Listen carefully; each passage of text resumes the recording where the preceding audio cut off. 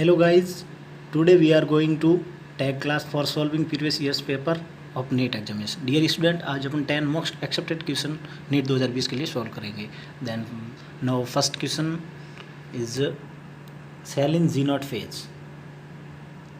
Cell in G naught phase. Then first option दे रखा है exit the cell cycle. Second option enter the cell cycle. Third option suspend the cell cycle.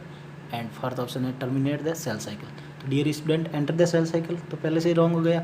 Terminate the cell cycle ये भी wrong हो गया.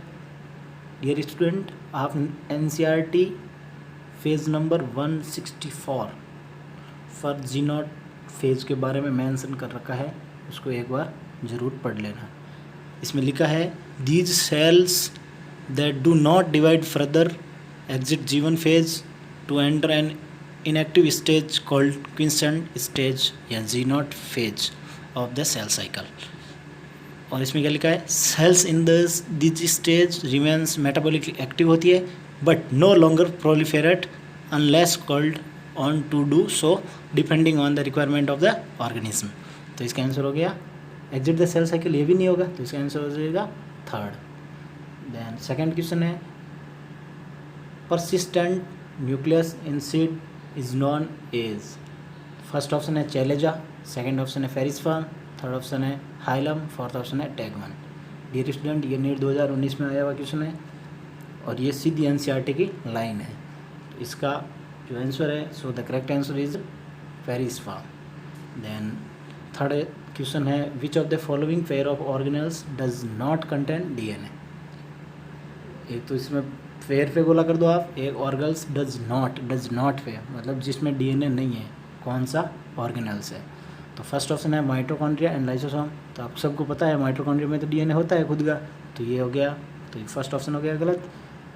Second option है chloroplast and vacuoles. तो chloroplast में भी अपने खुद का डीएनए होता है, तो ये भी हो गया गलत.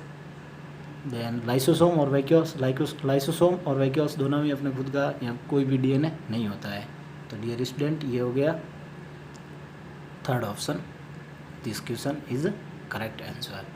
एंड फोर्थ ऑप्शन भी दे रखा है न्यूक्लियर एनवलप एंड माइटोकॉन्ड्रिया. तो माइटोकॉन्ड्रिया में मैंने आपको पहले ही बताया, तो माइटोकॉन्ड्रिया में भी अपना खुद का डीएनए होता है, तो ये भी इस क्वेश्चन के लिए हो गया गलत, क्योंकि इस क्वेश्चन क्या पता है does not contain DNA. Then fourth question है which of the following statement is not correct.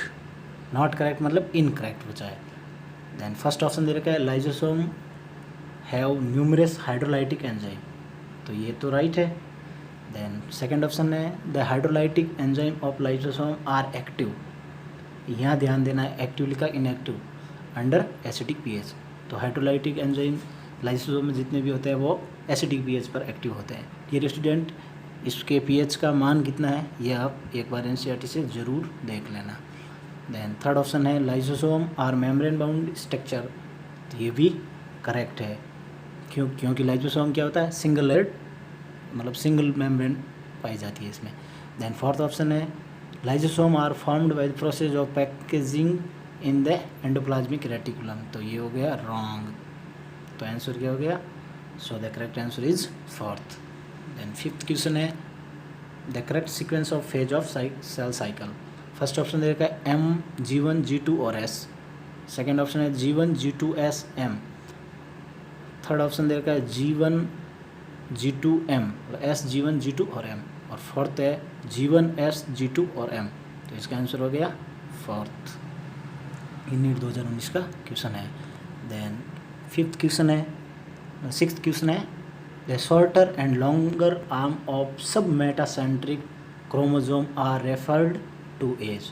ये बात कर रहा है सब मेटासेंट्रिक. डियर स्टूडेंट आप ध्यान रखना जो सब मेटासेंट्रिक है उसकी शॉर्ट आर्म है वो तो दे रखी है फी फॉर्म. देन जो लॉन्ग आर्म है वो है क्यू. तो फर्स्ट ऑप्शन क्या देगा एस आर्म और आई आर्म. तो ये तो गलत हो गया. और सेकंड ऑप्शन है पी आर्म और क्यू आर्म. तो पी आर्म शॉर्ट और लॉन्ग है क्यू आर्म. तो ये हो गया इसका करेक्ट आंसर. क्योंकि ऊपर क्या लिखा है शॉर्टर एंड लॉन्गर आर्म. तो शॉर्टर पहला और फिर लॉन्गर. तो शॉर्टर कौन सी है पी. तो P and Q arm respectively. Third one गलत हो जाएगा क्योंकि क्यू और पी दे रखा है, तो ये भी गलत हो गया.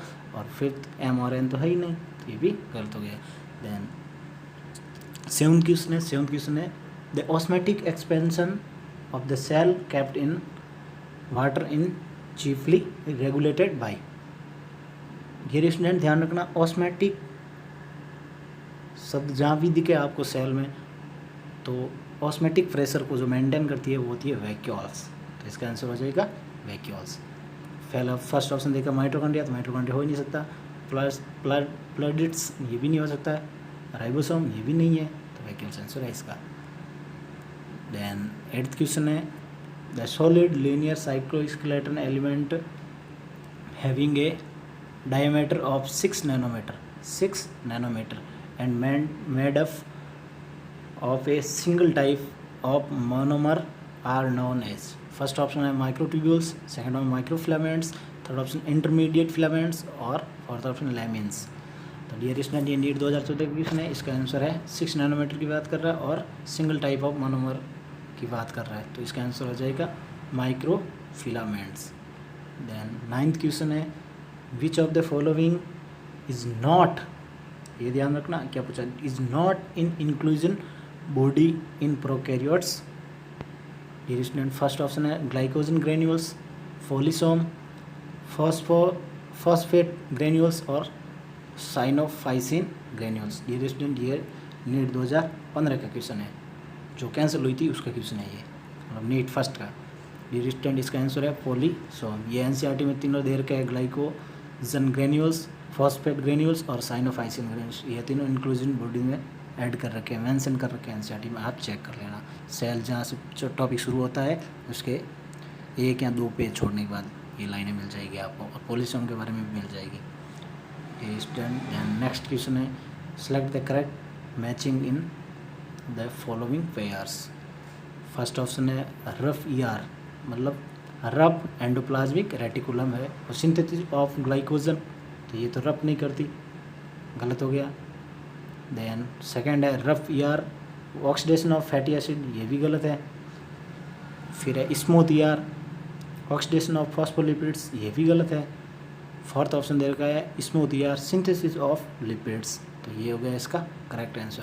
एक क्वेश्चन और आता है, एक क्वेश्चन होता है सिंथेसिस ऑफ प्रोटीन्स, तो वो हो जाएगा आर, और सिंथेसिस ऑफ लिपिड्स का पूछा तो वो है SER, मतलब smooth endoplasmic reticulum.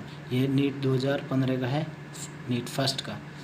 Thank you guys, this channel is share, subscribe and like. Thank you guys.